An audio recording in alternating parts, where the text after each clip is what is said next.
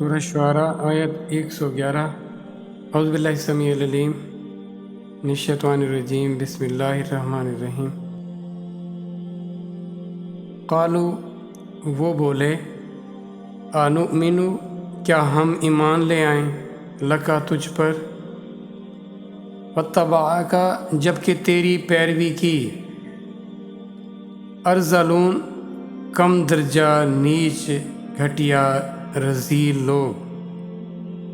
اب حضرت نوح علیہ السلام سے اس کی قوم کیا اعتراض کرتی ہے کہ ہم تیری باتوں کو کیسے سچا جان لیں یا تیری کیسے پیروی کریں، جیسے تو کہتا ہے ہم تیری کیسے ویسا عمل کریں، جبکہ ہم تو یہ دیکھ رہے ہیں کہ تیری بات تو وہ مان رہے ہیں، تیرے ساتھ وہ لوگ ہو گئے ہیں جنہیں ہم سمجھتے ہیں کہ یہ کسی کام کے نہیں ہیں، یعنی معاشرے کے وہ لوگ جو مادی اسباب کے لحاظ سے بہت نچلے درجے پر ہوں،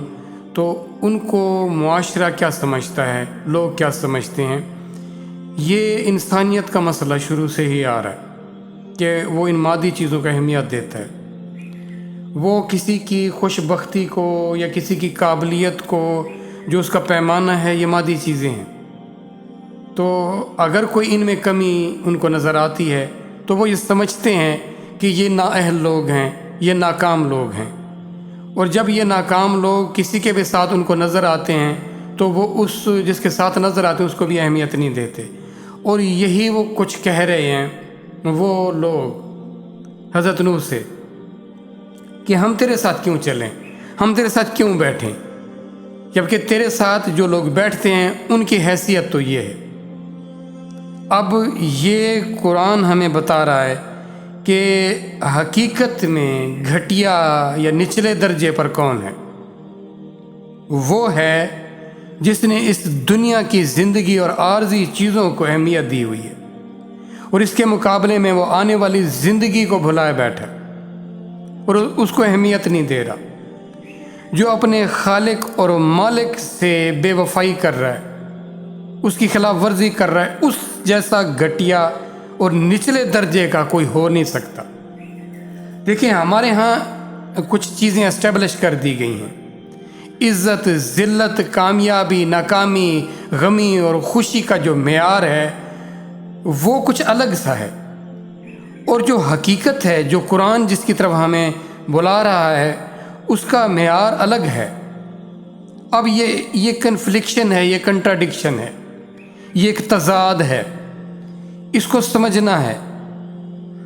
اس کو جاننا ہے، اس کو پرکھنا ہے، اس کی انالیسس کرنی ہے، اس کا تجزیہ کرنا ہے تو بات سمجھ آئے گی۔ دوسری اگر آپ یہ کہیں کہ کسی نے کہہ دیا اور آپ نے مان لیا، آنکھیں بند کر لیں، تو اللہ کو یہ ایمان نہیں چاہیے۔ اللہ تو کہتے ہیں تفکر کرو، تدبر کرو، جانو، فرق دیکھو، پھر فیصلہ کرو، کیونکہ حق ایسا نہیں ہوتا، حق کی پہچان ضروری ہے، اور حق کی پہچان کے لیے باطل کا آئیڈیا بھی تو ہوگا تو حق پہچانا جائے گا نا، ورنہ اگر آپ نے باطل کو نہ دیکھا،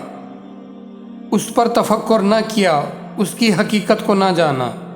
تو آپ دونوں کو کیا کر دیں گے، مکس کر بیٹھیں،